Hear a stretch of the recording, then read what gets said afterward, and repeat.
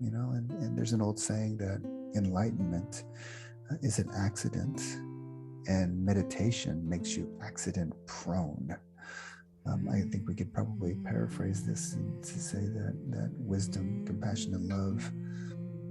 Again, you can't do wisdom, you can't do compassion, you can't do love. But meditation done in the right way, spiritual practice done in the way, practice of the spiritual warrior makes us wisdom prone. Practice of the spiritual warrior makes us compassion prone. And the practice of the spiritual warrior makes us lovers, absolute lovers.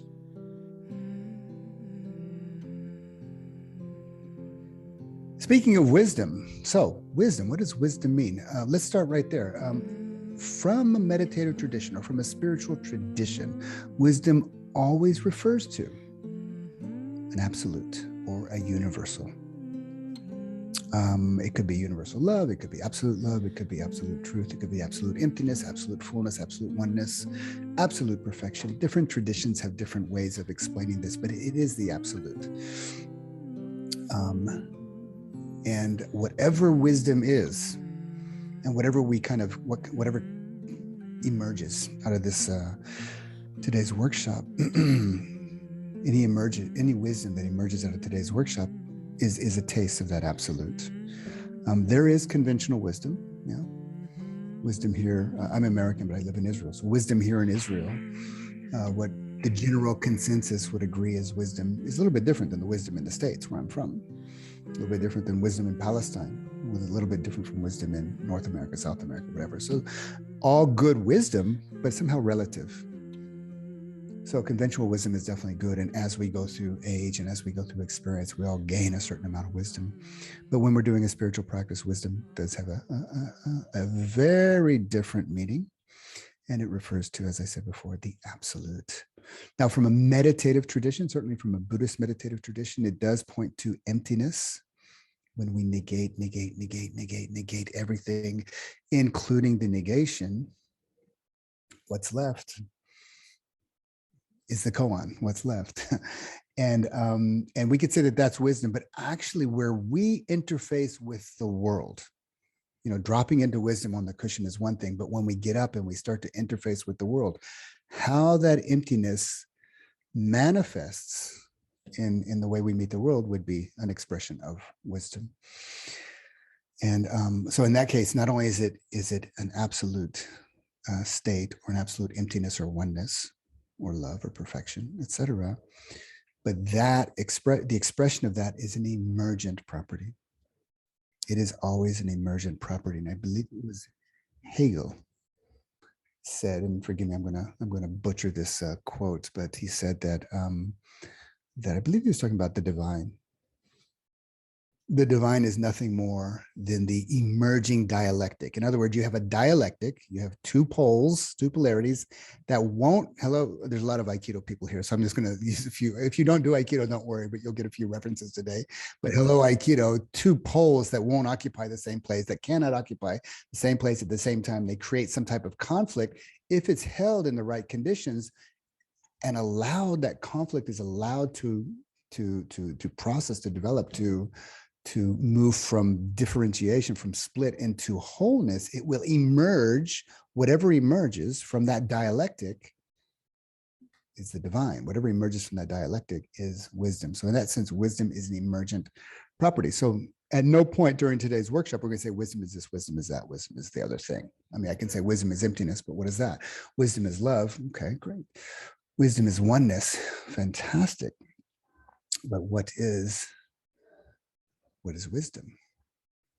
So, wisdom of the spiritual warrior.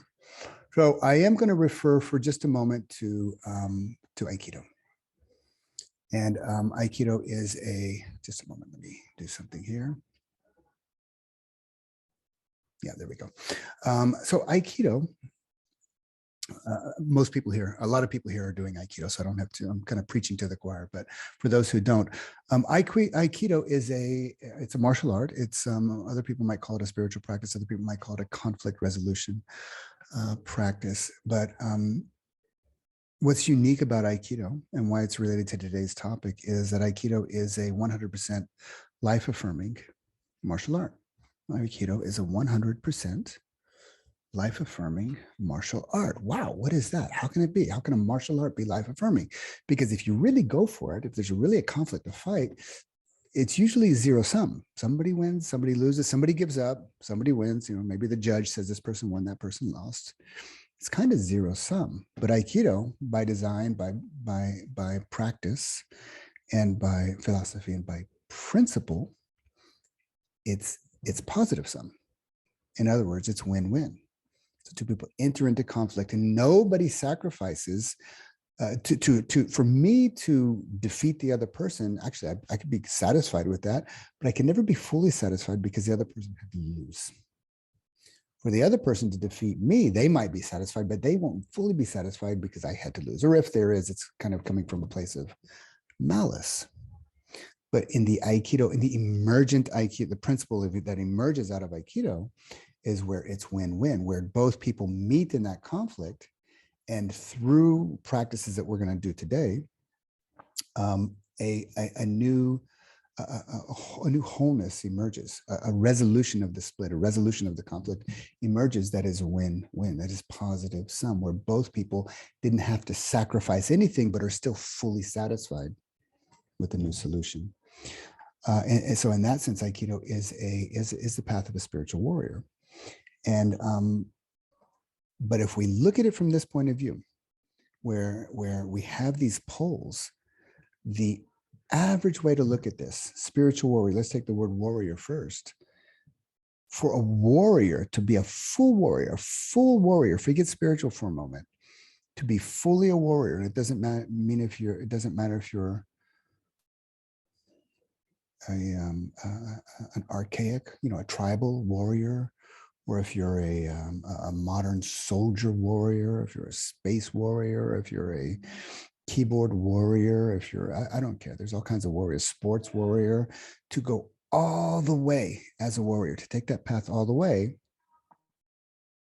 If push came to shove, and to be a warrior, as a warrior, you had to take another's life. To be a warrior, again, let me just qualify this. If you had to take another's life for a greater good, let's assume that you're fighting the good fight, that it's for a greater good, and you had to take another's life.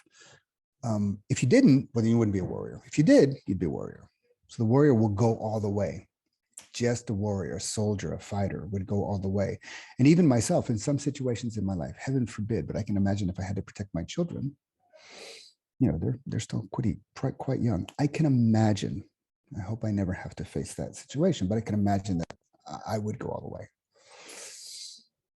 way. Thought experiment. Could you imagine that? Could you imagine that, going all the way to where you actually would have to take another person's life for a greater good, to protect life, to protect God and country, or to protect your family, whatever it is? Would you go that far? A warrior will. But that's warrior without spirit.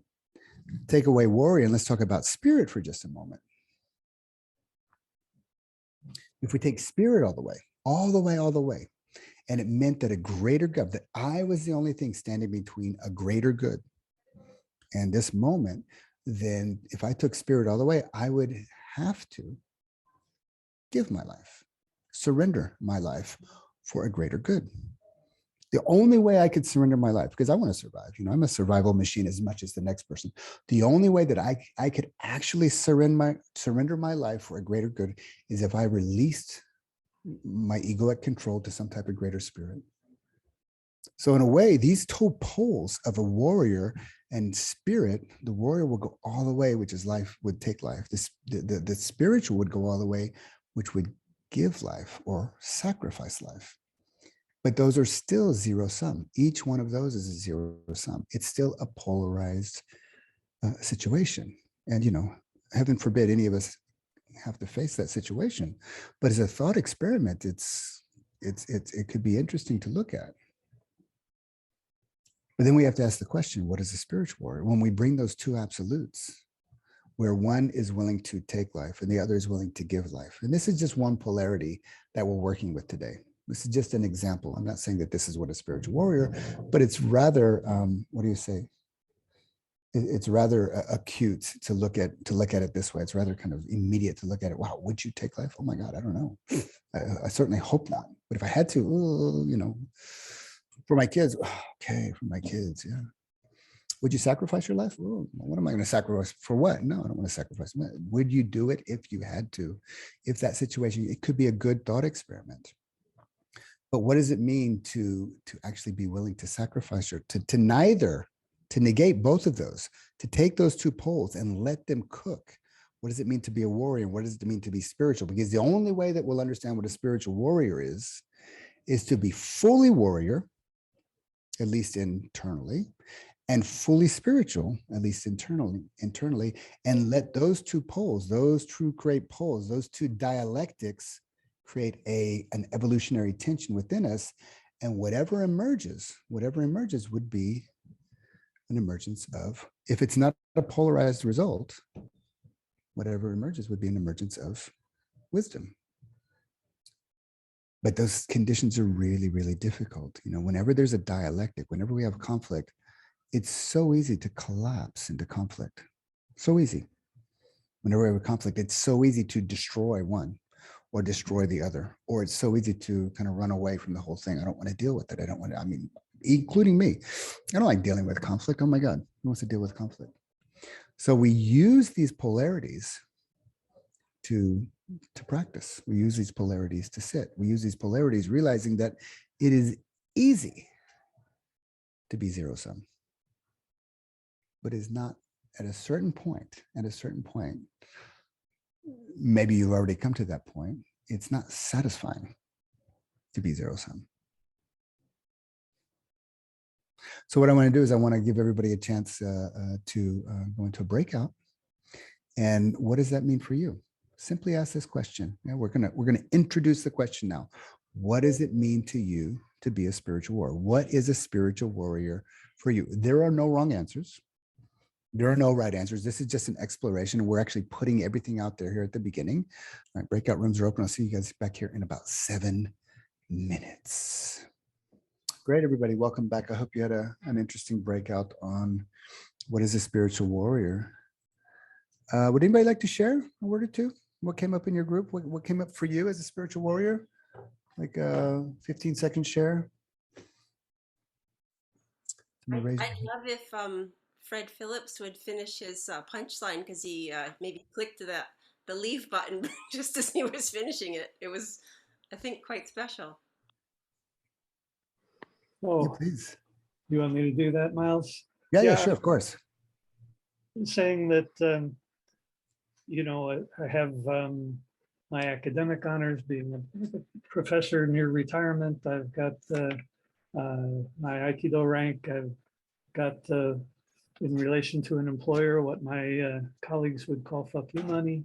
So it's, I feel like nothing left but to help other people. And yet my only anxiety is I feel maybe it's too easy given my situation. There are people with far fewer resources than I have and far less experience who want to travel this warrior path.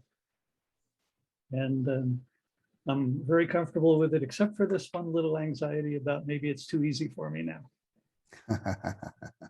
Well, there you go. Beautiful.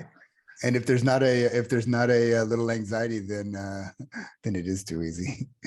But in a way, wouldn't you agree, Fred, that's kind of, I mean, let's say when there's no anxiety, when there's no friction, when there's no, let's say, conflictual tension, we don't need Aikido. We don't, everything's in equilibrium already. Well, yes, I suppose if we were perfectly realized beings, that would probably be the case. So maybe anxiety is too strong a word, but the unsettled feeling when there's so much more to learn. Yeah, and I guess for the context of what we're doing today, the wisdom of the spiritual warrior, it's that unsettled energy. That's what we embrace as path. That's actually path. That's path forward. And if I go back to a quote from Chogyam Trungpa, speaking of spiritual warriors, he had a beautiful quote. Whatever arises in the course of your practice is to be considered as path. Everything is workable. Whatever arises in the course of your practice is to be considered as path. So if we are walking a higher path, I bet that will eventually lead us to our the limitations of our sense of self boundaries, our ego, our beliefs, etc. If we are walking a higher path, it will lead us sooner or later to that unsettling tension. It just has to. If it's not, it's just kind of an ordinary path. But if it is, it's leading, and that's for me, that's where this, at the edge of our comfort zone, that's where the spiritual warrior resides. Great. Anybody else want to share what came up in your breakout room? We'll do one more if somebody wants to share. Yes, Susanna. Just something I happened to realize all of a sudden while I was listening to Fred Phillips. There was one sentence. I don't want to say that he intended to say what I sort of catch, but it was something I observed with myself. Actually, for a lot of time, I was sort of giving space, reacting to guilt, a feeling of guilt, like I'm in a better position than others. I'm sort of gifted to have the possibility to study for a long time, to live in a wealthy country and so on. But I think it's really important to rather embrace this feeling that is carrying us forward on the path that we just mentioned, in order to make the best out of all the gifts and the thankfulness that I received. And for me, this is an important part of being a warrior, just to discern those two motivations, sort of, or one being a rather hindrance. It's just something I observed about me, but it's also something collective in my country, in Germany. Sort of, we feel guilty about being rich instead of using it as a resource to become somebody good and make others benefit of all the good things that I or we received. It sort of came up to me. Hopefully, it's useful. So just. You know, in a way, I have two kids, you know, Susan, I have two little kids, and it was yesterday was Christmas Day. And even though Israel, there's not a lot of Christmas here, there are obviously some Christians here, quite a few Christians here, in fact, and there is some Christmas celebration, but as a Jewish country, it's not like, you know, in Europe or the States. And yet we did Christmas morning with our kids. And then yesterday afternoon, I took the kids to see a movie, and we went to see the new Spider-Man movie. And they what do you say, they returned, I don't know if that's the right word, but they brought up the old cliche, the old Spider-Man cliche, which is, you know, it is a cliche, especially in Spider-Man sense, but there's also a universal truth there, and that is, who knows what I'm about to say? Who knows what I'm about to say? Anybody want to share? Anybody want to say it instead? Daniel? Yeah, please, Daniel. With great power comes great responsibility. With great power comes great responsibility. And even though that's a cliche and it's Spider-Man, and, you know, and the audience, the movie theater, everybody went wild when that came up. I won't give it came up in a spoiler, but I won't spoil it for you. Anyways, even though it is a cliche, it is true. It is true. Now, with great power, what does that mean for us? I mean, we're all kind of ordinary human beings, not superhuman beings. And yet, with a greater perspective, I would say with a greater perspective comes a greater responsibility. If you have the capacity to see another person's suffering, if you have the capacity to see another person's pain, if you have the capacity to help another person, I believe there's a responsibility. And I'm not saying how you're going to do that, but there is a responsibility. If you have a privilege, a greater privilege, and many of us here, just by the I would say almost everybody here, just by the color of our skin, we have a greater privilege. There is a responsibility to, you know, to lift all boats, not lift all boats, but really kind of, you know, again, this is my own personal belief, but I believe that, you know, that everybody should be equally as privileged. And I'm not saying how and when, but I do believe that. And if we awaken, number one, to what it means to be a warrior, then yeah, we should use that in a very positive way. From Aikido, Sensei used that. There are many great warriors that use that throughout history. If you're also spiritually awakened, and it's all relative, really, but if you have a more capacity to understand a deeper spiritual truth, then responsibility, it's like Fred was saying before, is maybe a too strong of a word.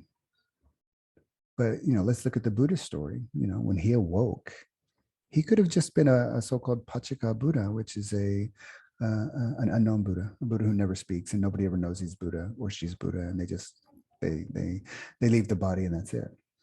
But he chose to have to actually be responsible and help people. And why did he choose? Because he looked out into the world and with his mind's eye, and he saw the tremendous amount of suffering in the world, and he knew, I can actually help. So with great wisdom and great compassion, he was motivated to stand up and begin the turning of the wheel of the Dharma, to begin to teach and transform, like all the great saints and mystics, to transform humans in society. So what is it that prevents us from doing that is what I want to look at next. When we have two great poles coming in, when the poles are far enough apart, it's like, okay, no problem. That I can, as long as they stay way, way over there, and I don't have to deal with them, then it's somehow okay. But when it comes closer, there's a certain point where where those boundaries get close enough that it is incredibly unpleasant. We become polarized. And the moment things become polarized, and the moment we become activated, we are biologically conditioned. You are biologically conditioned. I am biologically conditioned. We are hardwired biologically, because our ancestors were not the ones sitting on the rocks meditating when the saber-toothed tigers that came along. They were not the ones sunbathing when the alligators came up from the swamps. They were not the ones moving towards the snake to play with it. They were the ones that were paranoid, afraid, scared, hyper, and they survived. And they survived the human gene project, and they passed on their genetics to you and to me. Our ancestors are survivors. You and I are biologically, genetically hardwired to survive. And we survive by fighting. We survive by fleeing, and we survive by freezing. So what is your tendency? What is your tendency to fight, flight, or freeze? I don't mean when you're in your better moments, and we're going to talk about that in a moment, but what is your tendency? If you lose awareness, if you lose mindfulness, and mindfulness, a synonym for mindfulness is just remembrance. Everybody here has the capacity to be mindful. We just sometimes forget. And when we forget, our amygdala hijack takes over. When we forget, our caveman and cavewomen brains, our cavemen and cavewomen's nervous system takes over and is very good at what it does. You either fight the polarity, you flee it, run away from the polarity, or you freeze in the face of it. And it's a very general question. What is your tendency? Mine is probably more to fight or to freeze. If I equate freeze with denial, kind of like just pretend it's not there. The old ostrich head in the sand. That's kind of one of my tendencies. My first tendency is to fight, and then to kind of deny that it's there, and then I'll run away if nothing else works. But let's do another breakout. And how is it for you when you're faced with polarities? When you're either in collapse or trying to destroy the other one, when you can't stay with it, which we're going to talk about next. You can't stay with it when you're in polarities. What is your tendency to fight, flight, or freeze? This could be a simple conflict. This could be a big conflict, like we had.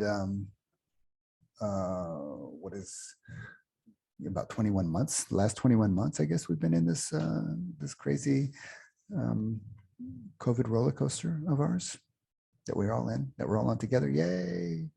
What's your tendency to fight, to flight, or to flee, fight, flee, or freeze. Okay, we'll do a little bit shorter on this. We'll do about a 5-minute breakout. So in this context, yeah, I'm just going to explore what is our tendency to help us kind of understand ourselves, understand each other, and understand how, wow, as human beings, we're kind of all the same. All right, so I'll see you back here in 5 minutes. Get back here. Yeah, I'd love to hear if anybody wants to share one or two things before we move on to the next practice. Yes, Tracy Joy. Thank you. Yeah. Someone in my group, Victor, thank you. Right at the end of our group, he comes from a military background and talked about looking for the exits and preparing for the fight before it comes. I don't have a military background or any of that, but I'm thinking about on the emotional, spiritual, relational side, because I'm finding that I've been a freezer, fleer, but now the fight is really coming up strong in me. And Why? What I'm wondering to myself is, maybe my freezing and fleeing was a protection because I didn't know how to manage the fight in me. That's interesting. Yeah, very interesting. And then he did with that other, and so my mind's like opening to all of that. Just a quick question. I mean, without details, is there, why do you find the fight is coming up more these days? Fight? Yes. Like, are you asking me what the trigger is or why I think it's coming up? I'm not quite sure I understand the question. Yeah, you said that the fight is coming up more for you these days. Yeah, I'm just curious, generally speaking, without going into details, what's the situation that's causing that? Or is it just happening? Well, the circumstances in particular where I'm seeing and experiencing this is with a man that we've had an on and off relationship for a number of years. And yeah, I'm in some of the conversations we're having, the interactions we're having, where I'm holding the polarity and holding as much of the complexity as I can, and doing it over and over. But then when it snaps, then it's just fight that comes. Yeah, well, it's beautiful the way you described about holding the complexity, holding the polarity. That's awesome. That's really what it's like.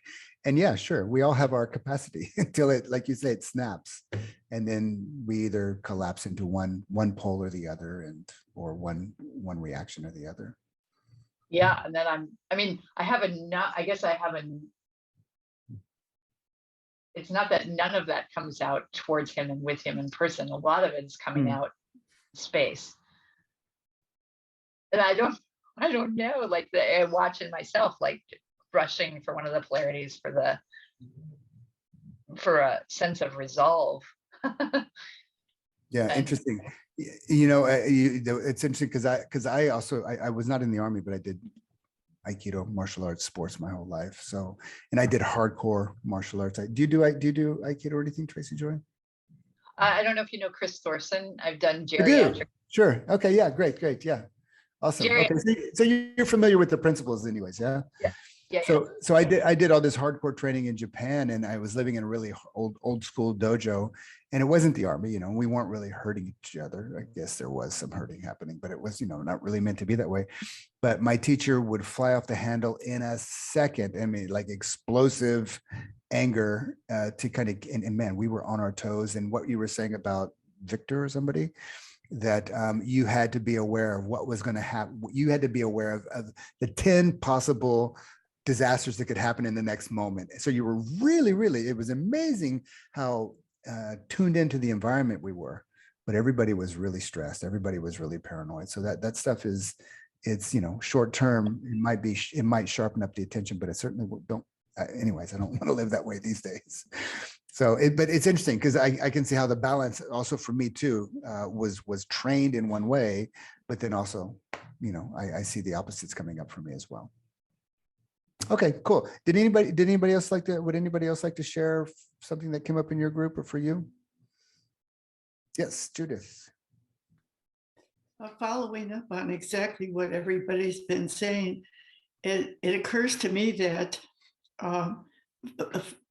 fighting and fleeing and freezing are all strategies that could be useful if they're understood and organized and trained in, that these would all be useful tactics in different situations and so on if we were in charge of them.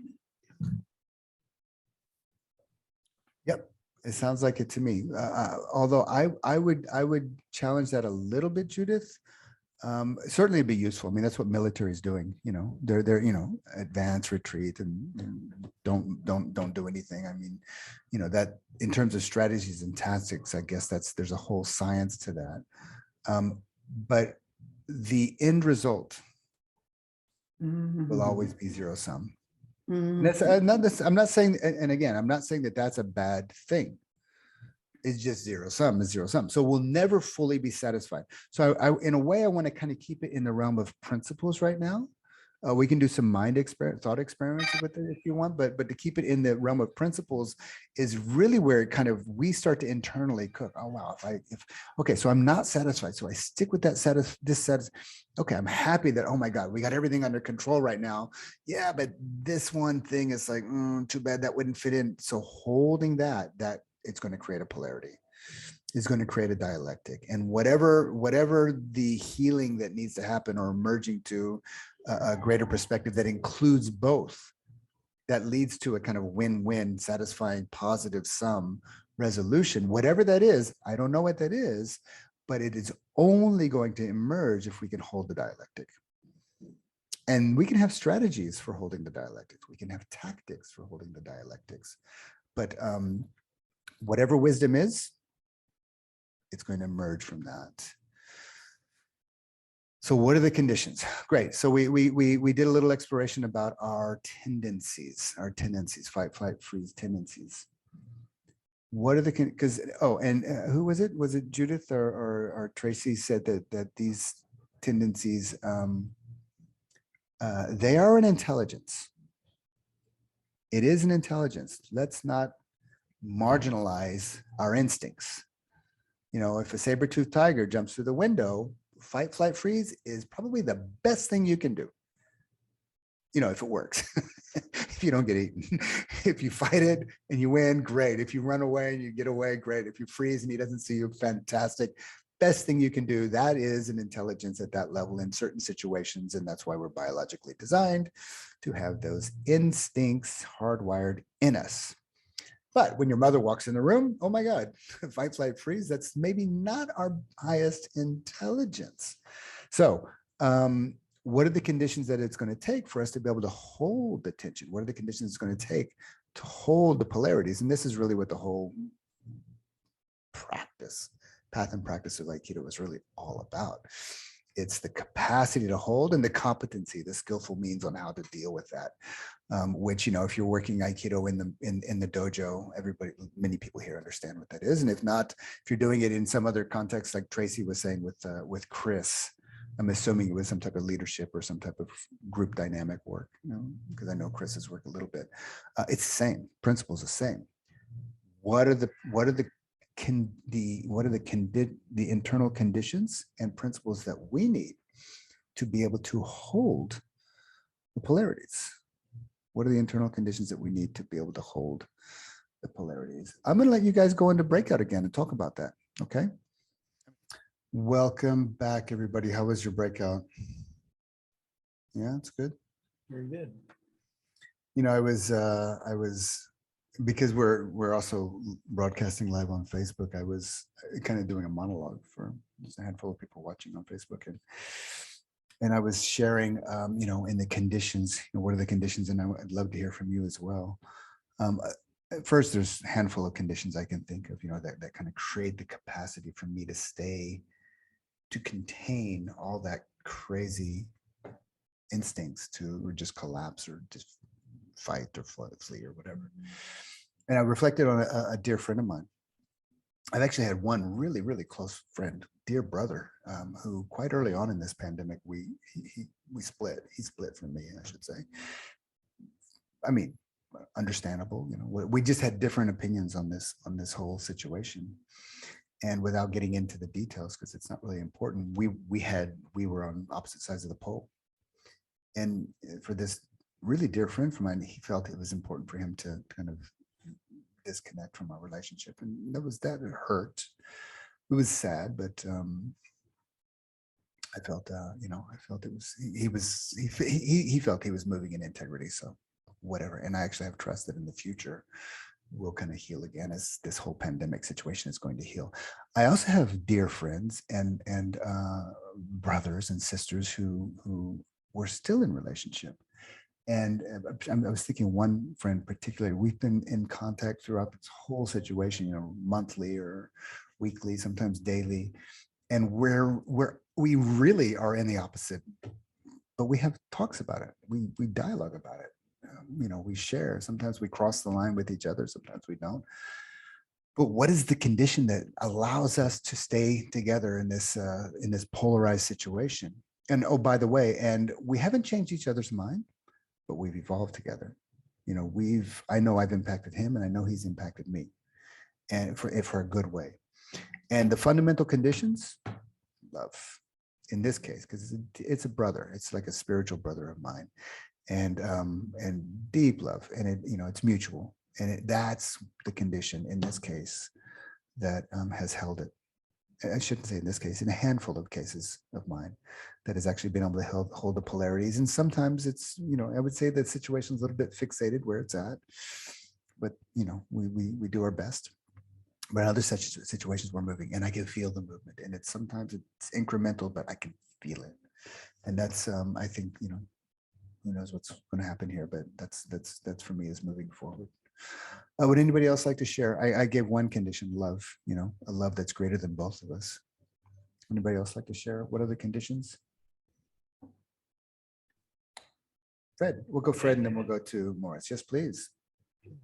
I think it's worth circling back to your opening remarks, Miles, where you talked about the willingness to go all the way. And, as we thought about fight, freeze, or flee, we found ourselves not sure exactly what we mean by any of those three. And then the question of meditation and stillness came up, and is stillness still a fourth condition? And as I was talking about your opening remarks, I guess we think of fighting as hitting the other guy harder and more often than he hits me. But, we have to separate, I think, that as you were implying, the idea of fighting from the idea of violence, because, I may be a non-fighter, but if there are three guys attacking me, I may need consciously to disable the first guy before I can deal with the second ones. That doesn't make me a fighter. It just means I'm making judicious use of violence. So I don't think we should equate fighting with violence, and maybe we should look at similar analysis of the fleeing and the freezing to see exactly what we mean by that. Polarization is a big worry, especially here in the United States, as you know. Yeah. Until recently, I was doing a lot of speaking and writing about climate change, but as these right-wing autocracies are growing in number across the world and threaten to take over the United States again, and they're all anti-scientific, and they'll all set back climate change efforts. I think I need to put my own voice toward more toward the political side. And I worry, how do you reach out compassionately to people who have anti-environmental voting patterns, or people who are likely to vote for an autocratic alternative here in the States?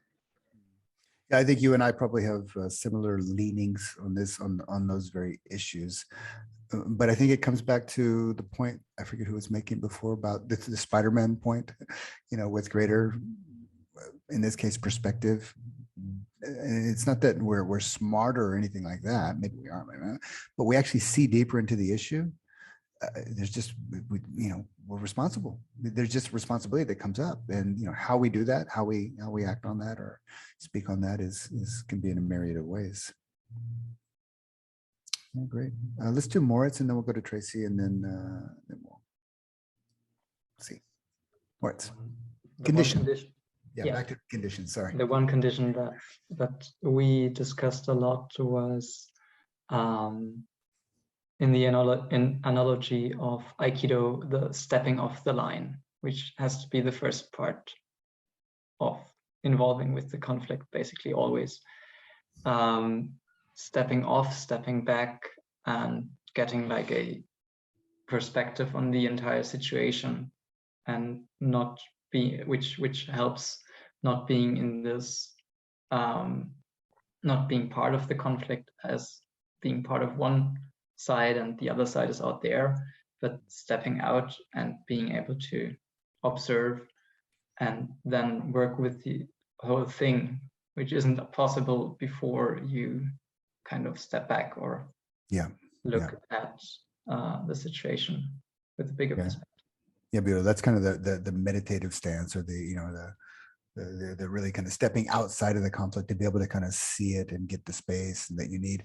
And then, but we need to, we have to, for the purpose of going back in, for the purpose of re-engaging. I mean, that's what Aikido is. It's, we don't lose, hopefully, ideally speaking, we would always be able to hold that kind of open awareness, which is by its nature free and agile. It can decide and move and receive information and be directed accordingly. But at the same time, it doesn't work unless we're engaged. Like Fred was saying, we got to plug into something, or else we're just passive observers in a way. Great. Tracy.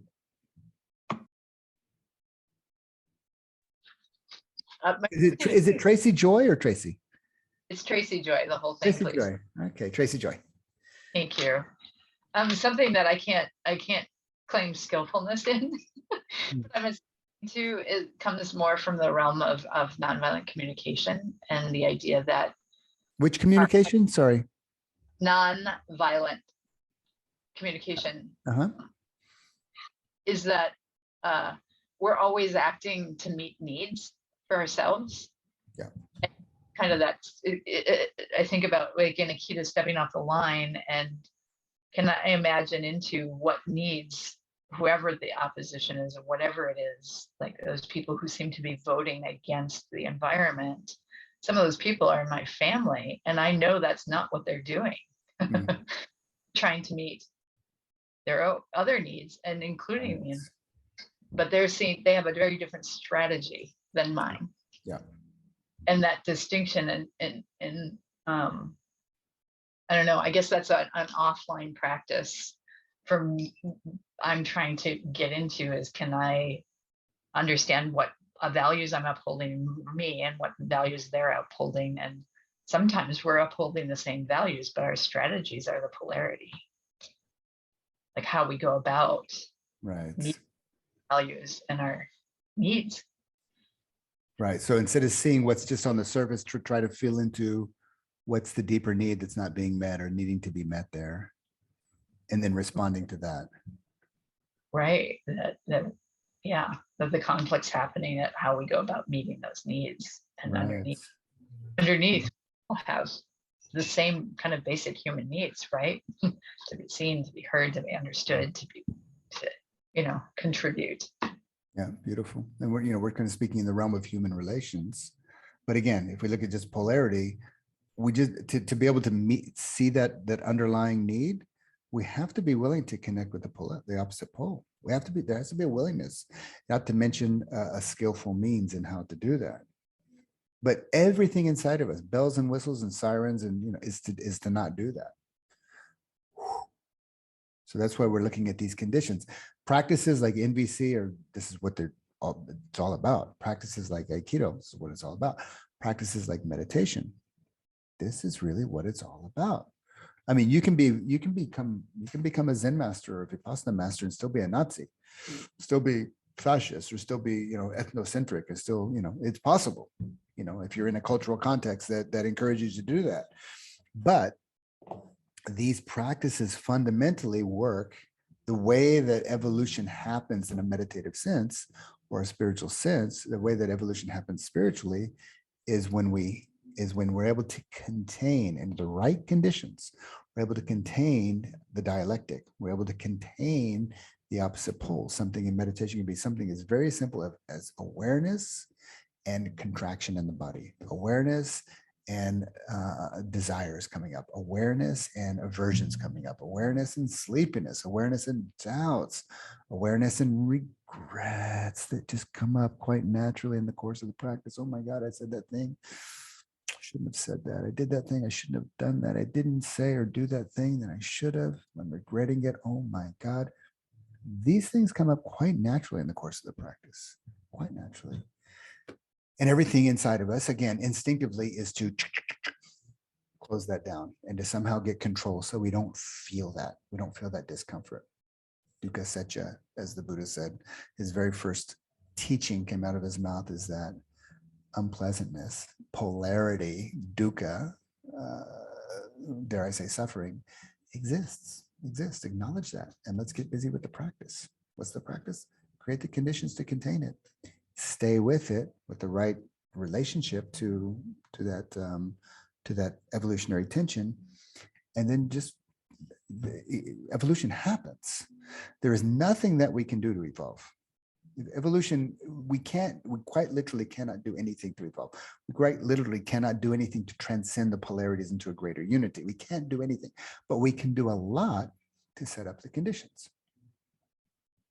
When it comes to meditation, the basic condition is to stabilize our mindfulness and concentration. A stable mindfulness and concentration, which is a bit of a tricky thing to say because, concentration and mindfulness are conditioned phenomena. In other words, they're impermanent. They're not there forever. But it doesn't matter because every meditative state, every spiritual state, every flow state that we might gain in Aikido from time to time, or every state of grace that we might find ourselves in communication with another person. These are states, and all states by their nature are temporary. They come, they stay for a while, and they go. But that's okay. We are oriented toward those. And one of the orienting signposts is that uncomfortable tension at the edge of our comfort zone. That's the doorway. And in that moment, we need the conditions of awareness, mindfulness, a capacity that can contain without collapsing, grace of God, whatever, to open and allow that conditions.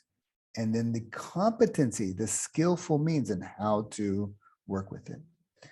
So what I would love to do here before we finish off, we're going to go for another 15 minutes, is maybe just do a 5-minute meditation together, let all of the what we've been working on kind of stay there in its digesting, fermenting form. So let it cook inside of you, but see if you can just contain the awareness. If you find yourself like intellectually really stimulated and you're engaging thought, that's fine, whatever. But this is a meditation practice, so I would recommend to see everything that some creative thought comes up, no problem. It comes up, it stays for a while, and observe it as it passes away. It will, if you're able to let go of this creative flow of thinking, your awareness will drop to a level that's deeper and closer to the source of all creation. So let's just do a 5-minute sit, and we'll close with a few last words. So finding a comfortable position, keeping the body energetically straight and stable.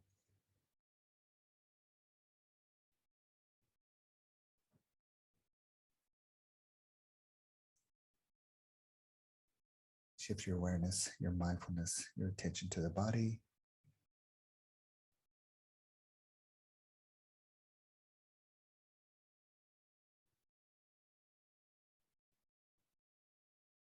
Focusing your attention on the breath. And should any other physical sensations arise, allow your mind to freely be with those sensations.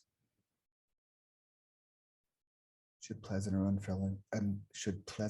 or unpleasant sensations arise, allow your mind to be with the pleasant or unpleasant feeling.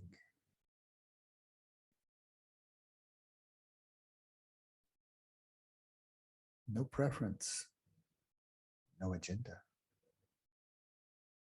Mindfulness itself simply is a differentiated awareness that observes experience and knows experience.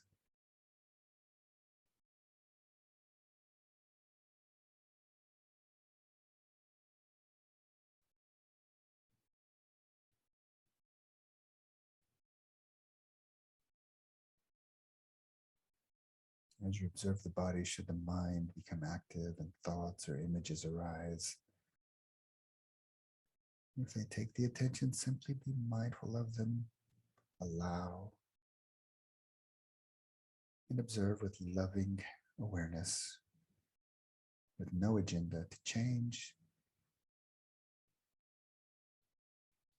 no agenda to keep.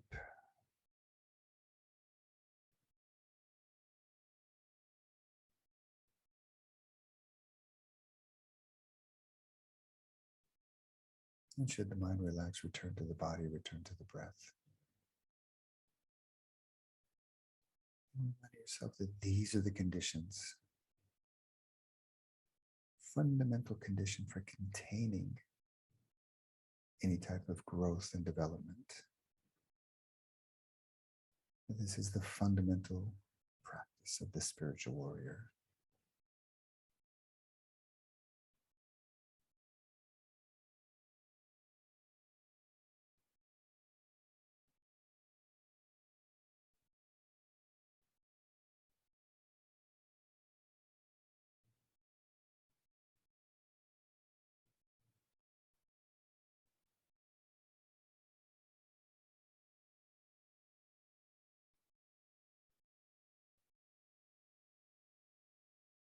Whatever arises in your experience,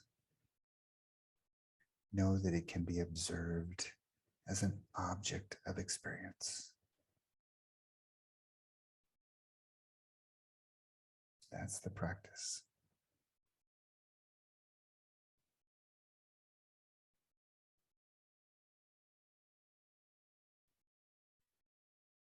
Whatever can be observed, anything that can be observed as an object of experience is not you.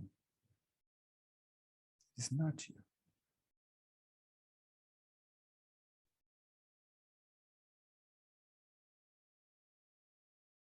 And everything can be differentiated from and observed as an object of experience.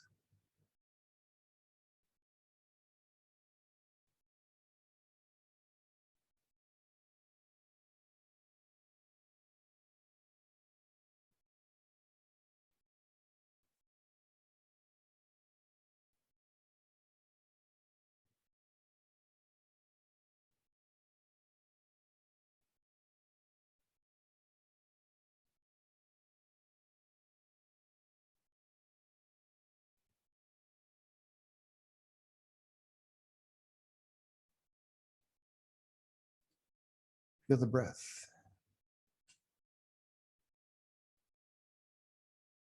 Bring your mindfulness back to the breath.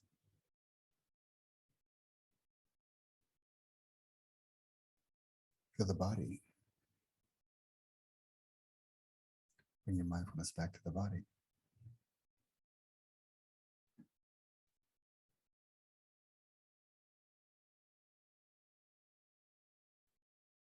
Being mindful of the mind.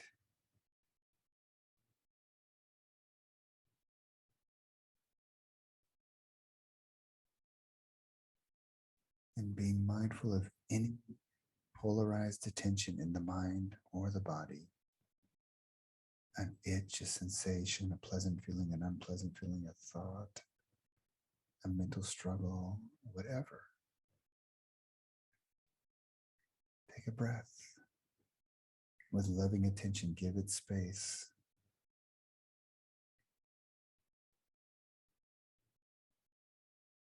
being mindful of the space on the inside.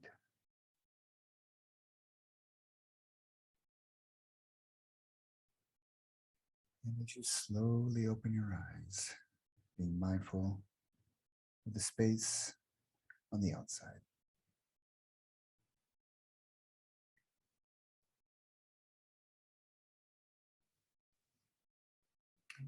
Okay. Last 6 minutes, I have a couple of announcements, but as we come out of the meditation, after exploring the wisdom of a spiritual warrior, a couple of quotes just to remind you what Hegel says, that the divine, but let me paraphrase him and change it to wisdom. Wisdom is nothing more than the emerging dialectic. Hegel said that divine is nothing more than the divine is nothing more than the emerging dialectic. When there's a dialectic that comes together, what emerges when we're able to hold that dialectic in the right conditions. It won't, if we hold it in the right conditions, it will not stay fixated. Something will emerge, guaranteed. Guaranteed. Oh my God, we do Aikido, we see it all the time with the grace of God. And we're not making it happen. It's happening because of the conditions. So Hegel said that wisdom is nothing more than the emerging dialectic. And Nisargadatta Maharaj, the great Indian saint said that wisdom tells me I am nothing. And love tells me I am everything. My life is a river that runs between these two banks. That for me is just an expression of the wisdom of the spiritual warrior. So yeah, so as we come to an end here, I just want to say, everybody, thank you. As I said before, this workshop is kind of a warm up, even an introduction to an 8-week course that I'm going to be teaching in about 10 days. So January 15th we start, and the course is called Meditation for the Spiritual Warrior. It's an 8-week course that basically it's a meditation course, but we look at this whole idea of polarities, and a polarity is a polarity from a dualistic perspective. But when we emerge through that polarity, through that evolutionary tension, we'll come to a place where the polarity is no longer polarity, but rather an exquisite divine paradox, and there's nothing dual about it at all. And each week of the 8-week course, we follow a different topic along this kind of path of the spiritual warrior. We begin with the practice of polarities. The first module is the practice of polarities. We meet a week later, and hang on a second. Meditation, the practice of discipline, which is followed by meditation and the practice of surrender. So we take the rest of the next 6 weeks, we're kind of week by week, we kind of fluctuating to pole through the different poles on the meditative path. So the meditation, the practice of discipline, is followed by meditation and the practice of surrender. Then we go meditation and the practice of autonomy, which is followed by meditation and the practice of communion. And then the following week is meditation and the practice of wisdom, which is followed by meditation and the practice of compassion. And the final week, we wrap it up with meditation and the practice of love. It's a wonderful course, and it's a really beautiful topic to work with. And we live in such polarized times. In fact, I think it's fair to say that this is the most polarized time that we've been living through in generations. And one thing is for sure, that when we polarize, and God bless us all, because we do, we just do, that just happens. But when we do, and we can always also check in with our own experience, we basically cut ourselves off from a deeper wisdom. We cut ourselves off from a deeper compassion, and we cut ourselves off from a deeper love. But if we can hold open the mind, hold open the heart to the polarity, then the resource of wisdom, the resource of compassion, the resource of love is accessible And there's no guarantee that it's going to emerge. But my experience is it tends to emerge, you know, and there's an old saying that enlightenment is an accident and meditation makes you accident prone. I think we could probably paraphrase this to say that wisdom, compassion, and love, again, you can't do wisdom, you can't do compassion, you can't do love. But meditation done in the right way, spiritual practice done in the way, practice of the spiritual warrior makes us wisdom prone. Practice of the spiritual warrior makes us compassion prone. And the practice of the spiritual warrior makes us lovers, absolute lovers. So that's it. Oh, I'm going to finish with one quote. You know, there's one quote. Did you guys hear that Desmond Tutu died today? Yeah, I got the news today. He passed away. What a great soul. Talk about spiritual warrior. I'm getting emotional thinking about it. He's one of my heroes. And one of his good friends was the Dalai Lama. So I'll finish off with the quote from the Dalai Lama, which is really what this whole path is about. So from the Dalai Lama, he says, never give up. No matter what is going on, never give up. Develop the heart. Too much energy is spent in developing the mind instead of the heart. Be compassionate, not just to your friends, but to everyone. Be compassionate. Work for peace in your heart and in the world. Work for peace. And I say again, never give up. No matter what is going on around you, never